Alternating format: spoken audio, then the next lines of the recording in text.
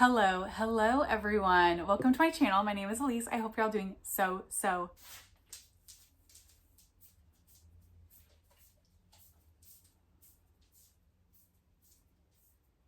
Big's decided to leave.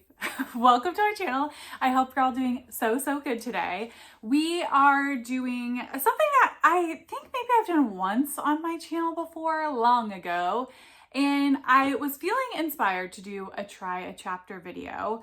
Mostly because as I've been doing my Now or Never series and reading some of the older books off of my shelves, can you see that Big just left a giant piece of fluff there? My God, they're everywhere. Let me get it. Okay, we're back.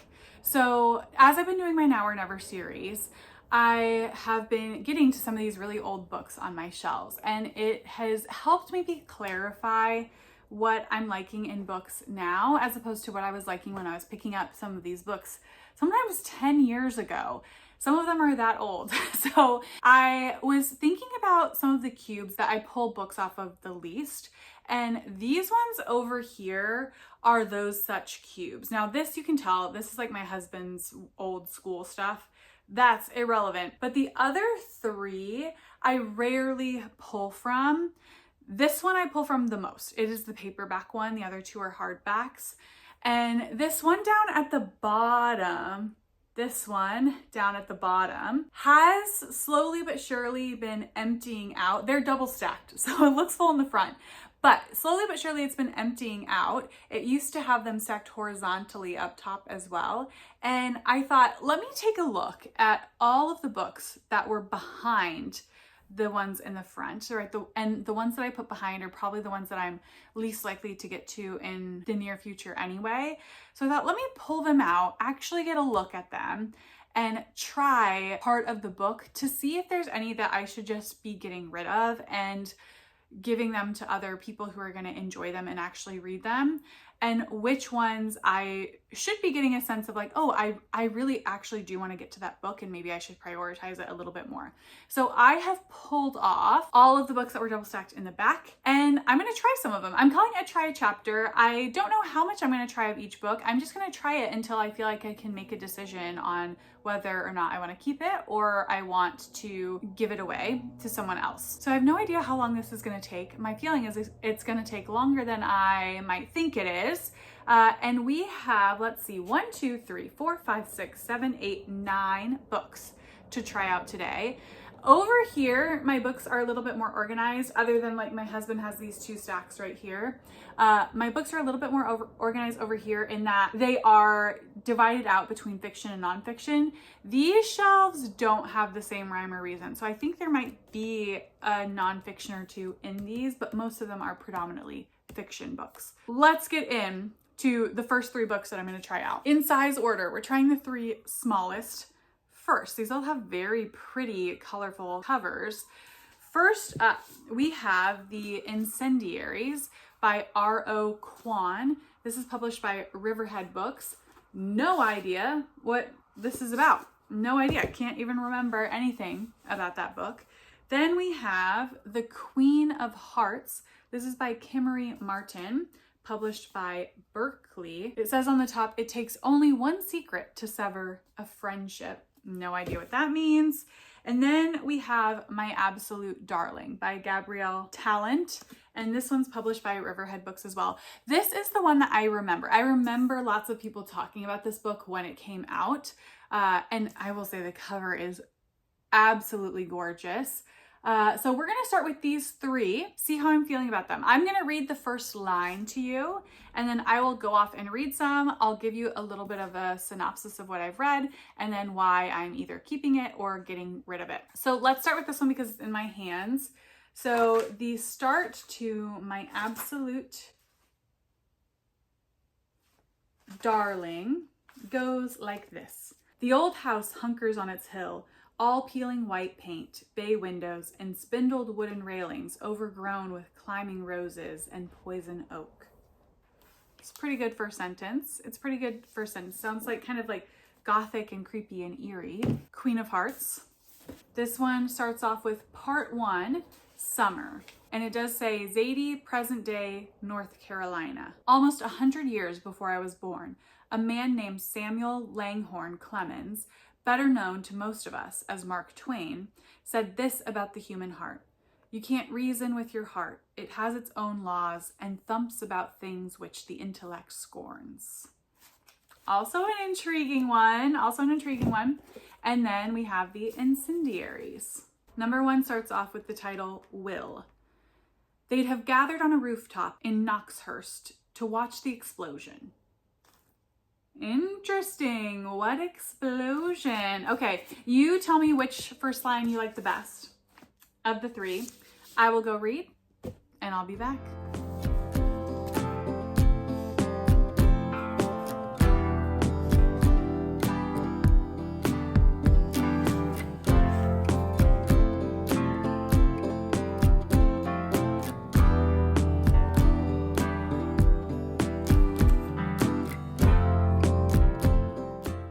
Back? Do you want to say hi to the people? Yeah? What you doing? All right. Keep your secrets. Okay, Big has returned because it's been a little bit. I've read from the first 3 books. He's like right behind me. You want to come over here to the side a little bit? Yeah. Right here? There we go. There we go. Oh yeah, give the people what they want. That's right. This gives you a good idea of how big he actually is now that he's next to me. So yeah, he's massive. Okay, so let's get back to the books. So I have read through some of the first 3, and I started with the Incendiaries. I read the first like 2.5 chapters. The chapters are very short in this, and each one is from a different POV. So the first POV, we're getting, what's his name? I don't know if his name is important. This one I'm thinking of keeping. So the premise of this is we're following a cast of college students who end up getting, to various different degrees, involved in this almost like cult-like activist group that starts turning towards terrorism, and they set off a series of bombs that ends up killing 5 people. And so I think we're getting the perspective of one of the members' partners. He's very much in love with her. She is really heavily involved in the group, and he thinks she might have been involved in the bombing, and he can't understand how she would do that. So he's trying to go back and piece through everything that happened, and he's trying to find her to get answers. And then the next chapter we get from like the cult leader. We get some background on him being like taken prisoner in North Korea. It's very brief and very vague. And then we get the perspective of the woman that is suspected was the one who actually set off the bomb. So hence the Incendiaries. I'm intrigued enough to continue, so I'm going to be keeping this one around. Then we went to the Queen of Hearts. This one is about 2 best friends who went through medical school together. Now they are in their established careers. They both have families. And there's clearly something that happened in their 3rd year of medical school together that is a very well-kept secret between the 2 of them. And one day out of the blue, one of the friends reaches out to the other and says, hey, we need to talk about this. And that's sort of the inciting incident. So this one I am less interested in. I'm going to be getting rid of this. I'm sure there'll be like secrets revealed and it will be fun, but I didn't exactly love the writing style.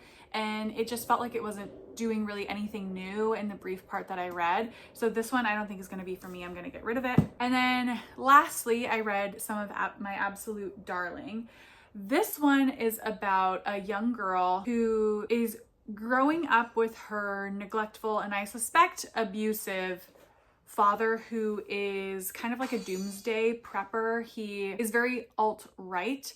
And I think it's going to be a coming of age story for her. In the beginning, we're just getting where they live out in the woods and seeing some of his treatment of her.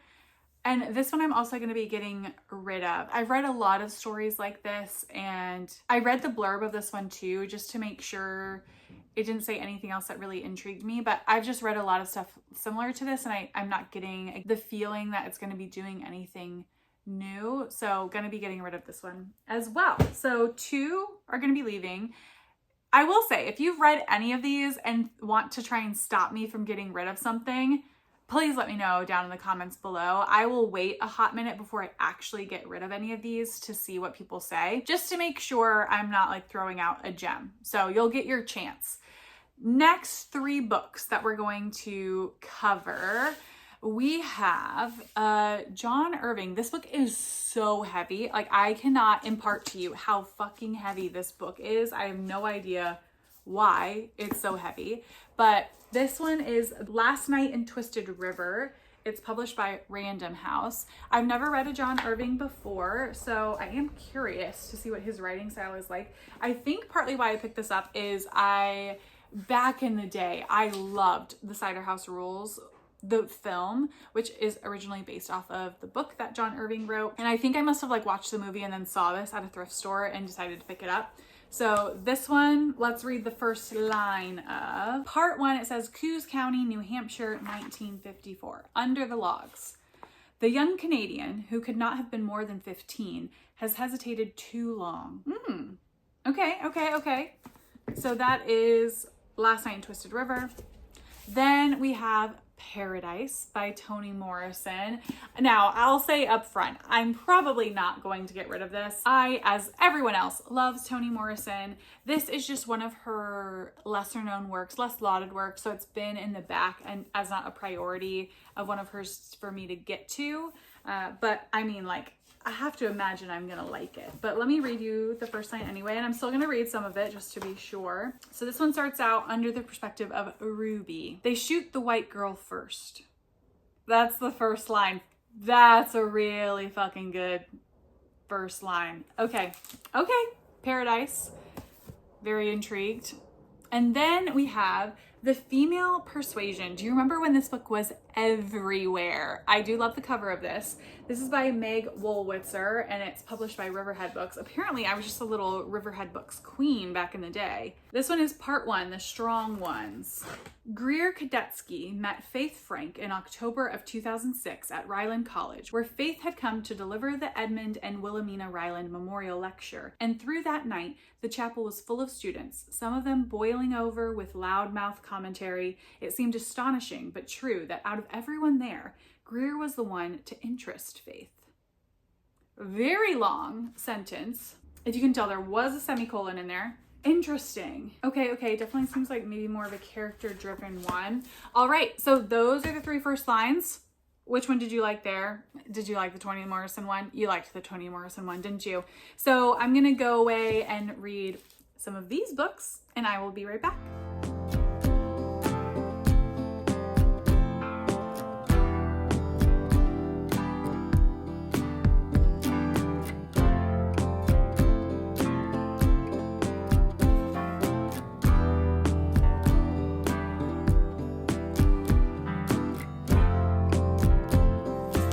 And we're back again. It's getting progressively lighter. I started this early in the morning and it's brightening up as we go. So these 3 books, I'm just going to tell you in advance, I'm keeping all of them for different reasons. So let me tell you a little bit about each. So let's start with Last Night in Twisted River. This one was the one maybe going into it I thought I would be getting rid of, but I really like the writing style. Again, I've never read from John Irving before, but I really liked it. We are following, well, the opening scene, the opening like first couple of pages, which is the opening scene, is really gripping and tragic. So we immediately realize that one of the loggers has slipped below the water and is stuck underneath the logs and is drowning. The other loggers are trying to save him, and watching from afar is a young boy and his father. There's so much action in the scene without him actually using a lot of verbs, which I found very interesting. It's adjective heavy to give the scene movement instead of verbs. So that it just like really struck me what the writing was maybe trying to do there. So I am intrigued and I will be keeping this one around. So this one is a keep. Paradise, I will say, easiest keep so far. I wanted to keep reading this. I had to stop myself from reading more and more. It is also a crazy first scene. So that first line was already crazy. They shot the white girl first. But the first scene is dropped right into the action, and then we start moving out a bit so you understand what's happening. But we're on this, do they call it the convent? Yeah, they call it the convent, and it's all women living there. And there are these men that have found their way onto the convent and are trying to kill the women. I'm suspecting that we're going to learn more and more why these men are making the choice to murder all these women and what these women were trying to build on the convent. I don't know. It's all very murky, but so hard to put down. I really want to read this. This definitely is going to have to be a priority, I feel like, for me in the coming year. So very happy that I picked it up. So keeping that one for sure.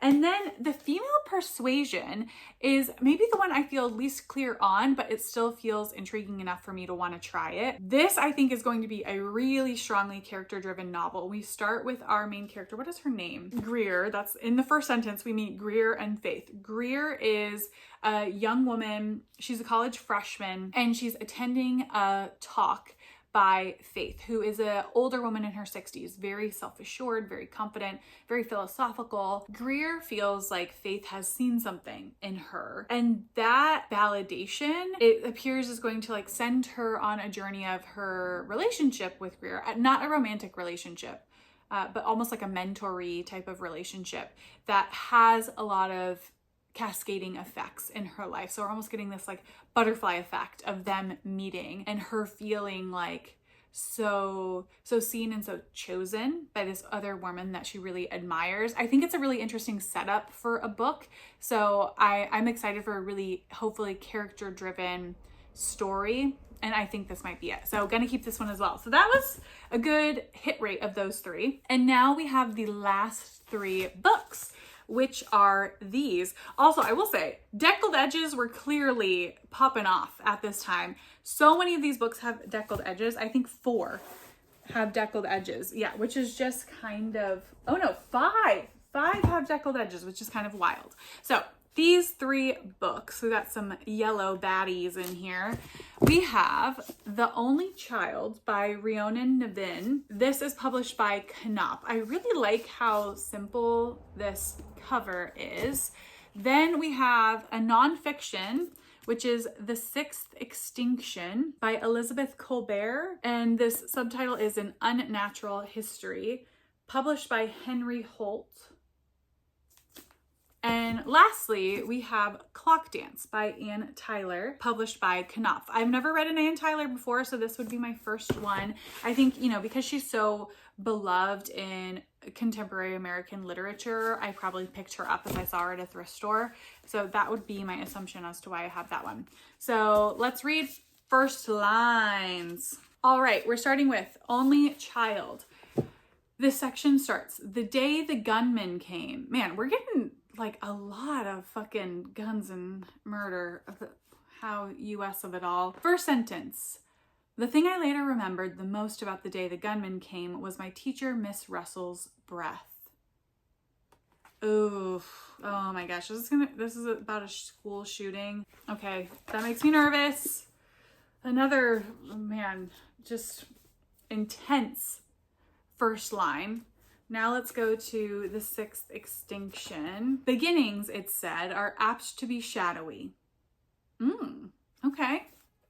It's an interesting first sentence for a nonfiction book. I'm intrigued. Color me intrigued. And then the Anne Tyler book, Clock Dance. This section just starts off 1967. Willa Drake and Sonia Bailey were selling candy bars door to door. Okay, that one, it doesn't give you much. It doesn't give you much, but we have 2 women. All right, I will go off and read, and I will be back. This is the last chunk of books, y'all. So we're almost done.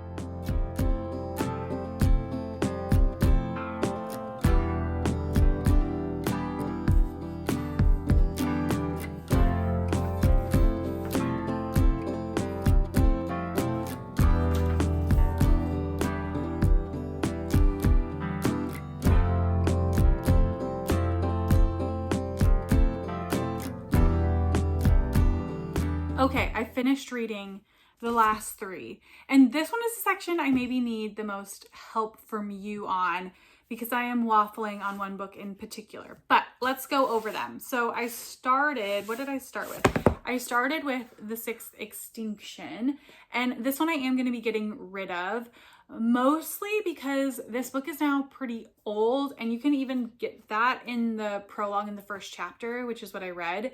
It is, I think, at least 10 years old. I think it's 11 years old, actually. So this one I just think is not as relevant scientifically today as it was before.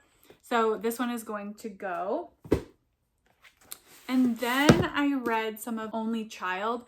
This one I'm also going to be getting rid of. And this one is not because of the writing. I actually enjoyed the writing style, but it's because of the content and what I think the message is going to be from this book. We're in the perspective of one of the kids, as you can see from the first sentence, who in the very beginning is witnessing a shooting happening at their school in which 19 students die.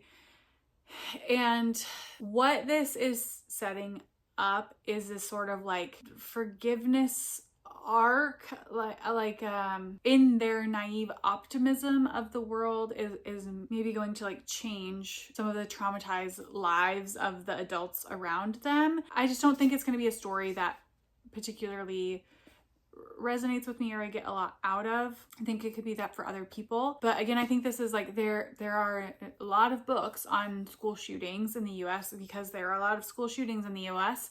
And I just don't think this is going to be one that I particularly gravitate towards. For content reasons, I'm going to set this one down. So that one's going to go.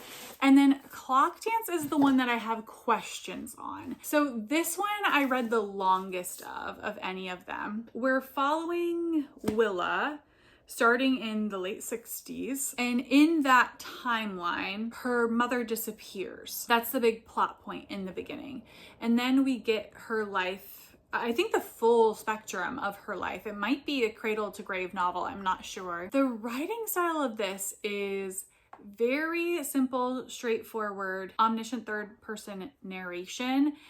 And I just can't tell if it's like too simple and straightforward for me. Also, given the premise of this book. So I also took a look at the blurb of this one because I was feeling so unsure. In this blurb, it does say we get sort of like 3 separate timelines. So we get the young one that I read through, then we get her in college, and then we get her as an older woman, I believe in her 60s. In the later day timeline, which I think is the timeline that takes up the majority of the book, she like travels to go help this family that she doesn't really know. And again, it's like, I just don't know. I just don't know what I'm going to find here. This one, you let me know what you think. I might let other people help guide me on this one because I'm just unclear. It wasn't good. It wasn't bad. So let me know your thoughts on this. So we have one maybe, pending what you all think. Then we have 4 that I'm getting rid of, these 4 here. And then we have 4 that I am keeping, which are, oh God, these ones are heavier. These 4 here. So I would say that's a good shout altogether of like, I'm really intrigued for the ones that I'm keeping. These ones I'm happy to let go and let someone else read them. And then Clock Dance, to be determined.